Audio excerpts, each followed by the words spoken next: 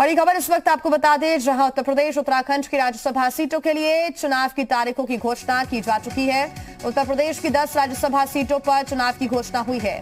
उत्तराखंड की 1 राज्यसभा सीट पर चुनाव की घोषणा की गई है। ये चुनाव 27 अक्टूबर को पहले नामांकन होगा और 9 नवंबर को चुनाव होंगे। बड़ी खबर इस वक्त आपको बता रहे हैं, राज्यसभा चुनाव से जुड़ी हुई ये बड़ी खबर है। और ज्यादा जानकारी के साथ जी मीडिया संवाददाता लखनऊ से पवन सेंगर हमारे साथ जुड़ गए हैं। पवन, कोरोना के संकट में उपचुनाव भी हो रहे हैं और राज्यसभा चुनावों की भी अब तारीखों का ऐलान हो चुका है। क्या तैयारियां की जा रही हैं इसके लिए, क्योंकि 27 अक्टूबर को नामांकन तो 9 नवंबर को चुनाव होंगे? हाँ, देखिए, महत्वपूर्ण इसलिए है क्योंकि राज्यसभा में जो सीटों का आंकड़ा है उसमें अब बहुत सारा अंतर आपको दिखाई देगा।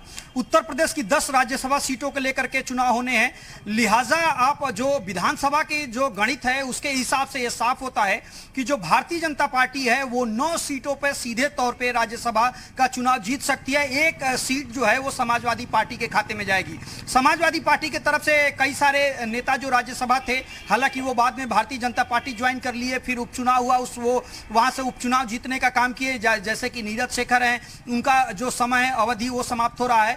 राम गोपाल यादव समाजवादी पार्टी के नेता हैं, वरिष्ठ नेता हैं, परिवार के सदस्य हैं, वो इस बार फिर से एक बार राज्यसभा जाएंगे क्योंकि दूसरी सीट पे कोई जगह नहीं बचती है किसी विपक्षी पार्टियों को लेकर के।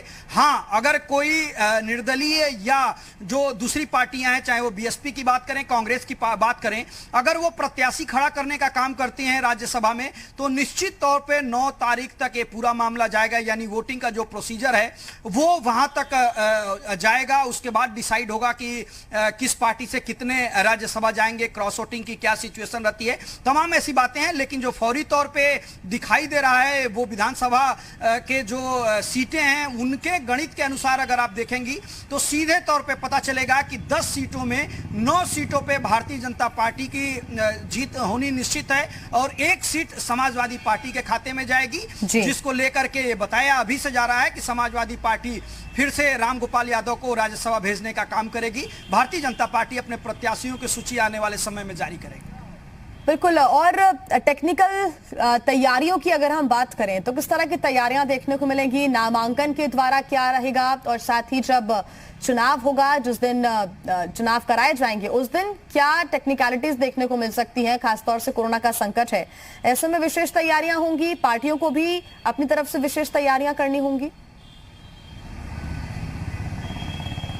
हाँ, निश्चित तौर पे अगर वोटिंग प्रोसीजर तक ये पूरा मामला जाता है तो जो कोविड नॉर्म्स हैं उसको फॉलो करना होगा। और जैसा कि आपने देखा होगा कि विधानसभा सत्र चल रहा था या उपचुनाव को लेकर के जो कोविड नॉर्म्स को लेकर के प्रोटोकॉल जारी हुआ है, खासतौर से वोटिंग के समय ये बात बिल्कुल सही है कि जो कोविड टेस्ट है वो सभी विधायकों को एक बार फिर से करा करके वोटिंग प्रोसीजर में भाग लेना पड़ेगा, क्योंकि विधानसभा सत्र के दौरान भी ये देखने को मिला था। उसके अलावा सोशल डिस्टेंसिंग जो टाइम टेन्योर है वो हो सकता है कि बढ़ाया जा सकता है कि उसको बढ़ा करके, ताकि जो विधायक हैं वो ईजी वे में आकर के और सोशल डिस्टेंसिंग फॉलो करते हुए आकर के वोटिंग प्रोसीजर्स में भाग ले सकते हैं। तो तमाम ये सारी बातें, हालांकि बहुत सारी छूट जो है वो अब सरकारों की तरफ से दे दी गई हैं। जैसे कि आपको पता होगा कि 15 तारीख से पिक्चर हॉल और तमाम सारी सुविधाएं मिलने जा रही हैं। 19 तारीख से स्कूल कॉलेज खोले जाने का प्रोसीजर तैयार कर लिया गया, वो खोले जाना है। लिहाजा अब बहुत सारी दिक्कत नहीं है, लेकिन कोविड नॉर्म्स जो हैं उसको निश्चित तौर पे बिल्कुल ढील भी दी जा रही है। इस बीच चुनाव भी हो रहे हैं, लेकिन इसमें यह ध्यान रखना होगा कि